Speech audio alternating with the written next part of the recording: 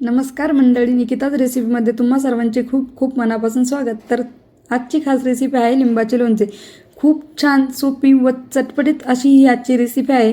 Video शेवटपर्यंत नक्की बघा। आवडल्यास लाईक कमेंट शेअर करायला विसरू नका। चला तर मंडळी, आजच्या या खास व भन्नाट रेसिपीला सुरुवात करूया। सर्वप्रथम आपल्याला झाडाला पूर्णपणे पिकलेली लिंबू घ्यायची आहेत। अर्धवट कच्ची किंवा हिरवीगार अशी लिंबू घ्यायची नाही आहे, जेणेकरून लोणचं आपलं जास्त दिवस टिकलं पाहिजे। त्यासाठी पूर्णपणे पिकलेली लिंबू आपल्याला इथे घ्यायची आहे। छान अशी पातळ सालीची लिंबू बघून घ्यायची। मी इथे 10 लिंबू घेतलेले आहे। त्यामध्ये 1 ग्लास पाणी टाकून त्यामध्ये थोडंसं मीठ टाकायचं, जेणेकरून त्यावरची जी काही घाण लटकलेली असेल ती पूर्णपणे निघून जाईल। लिंबू पूर्णपणे फ्रेश होतील आणि त्याचं लोणचं देखील छान तयार होईल। लिंबू छान 10 ते 15 मिनिटं धुवून घेतले की ते आपल्याला कोरड्या कपड्याने पूर्णपणे कोरडं करून घ्यायचे आहेत। तुम्ही जर निकिताज रेसिपी चॅनलवर नवीन असाल तर लगेच जाऊन निकिताज रेसिपी चॅनलला सबस्क्राईब करा, म्हणजेच तुम्हाला माझे नवनवीन व्हिडिओ बघायला भेटतील। इथे मी छान असे आपले लिंबू पूर्णपणे कोरडे करून घेतलेले आहे। एका लिंबाच्या 8 फोडी होतील इतक्या प्रमाणात आपल्याला बारीक कट करून घ्यायची आहे। यानंतरची नेक्स्ट रेसिपी तुम्हाला कोणत्या प्रकारची बघायला आवडेल ही कमेंट करून मला नक्की कळवा।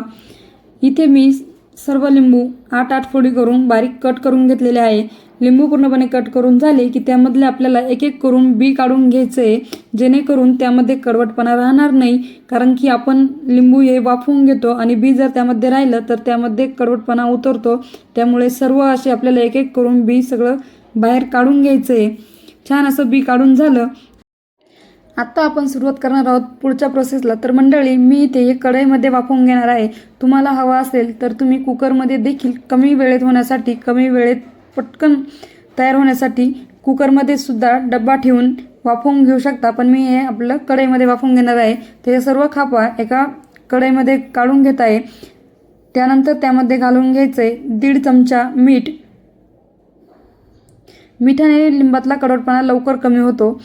त्यानंतर त्याचबरोबर आपल्याला घालून घ्यायचं आहे जिरेपूड व काळं मीठ।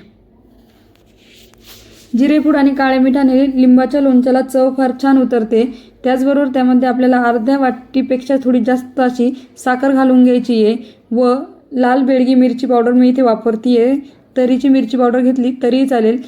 2 चमचे मोठे लाल बेडगी मिरची पावडर मी यामध्ये घालून घेतली आहे। व्यवस्थित छान असं मिक्स करून घ्यायचे मिश्रण।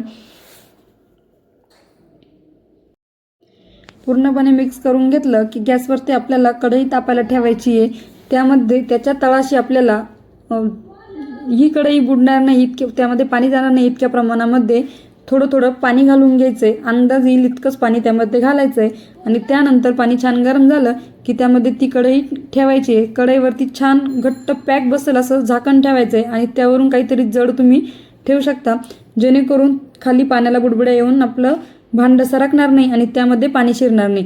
मी इथे दगडी खलबत्त्याचा वापर केला आहे। छान असं 15 ते 20 मिनिटं मंद आचेवर आपल्याला छान असं लिंबू लोणचं वाफवून घ्यायचं आहे। तुम्ही बघू शकता इथं खूप छान असं आपलं लिंबू लोणचं वाफलेलं आहे। आता आपल्याला काय करायचं आहे, सर्वप्रथम याच्या खापा पूर्णपणे त्यातलं पाणी निथरून काढून घ्यायचं आहे आणि खाली राहिलेला सार आपल्याला गॅसवरती कढई ठेवून तो छान असा आटवून घ्यायचा आहे। सार आटवत असताना एकदा थोडं टेस्ट करून बघायचं। थोडा कडवटपणा असेल तर त्यामध्ये पुन्हा आपल्याला थोडीशी साखर घालायची आहे, जेणेकरून त्यातला कडवटपणा कमी होईल।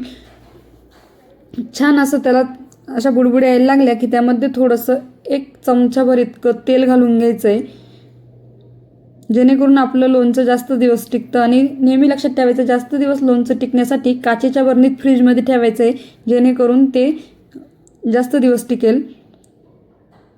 तुम्ही बघू शकता आपलं खालचा सार खूप छान असा झालेला आहे। आता ते पूर्णपणे थंड झाल्यावर त्यामध्ये आपल्याला काढून घेतलेल्या लिंबाच्या खापा घालून घ्यायच्या। अशा पद्धतीने आपलं लिंबाचं लोणचं आजचं बनवून तयार झालेलं आहे। तर मंडळी, तुम्हाला आजची रेसिपी कशी वाटली हे कमेंट करून नक्की कळवा। आवडल्यास लाईक कमेंट शेअर करायला विसरू नका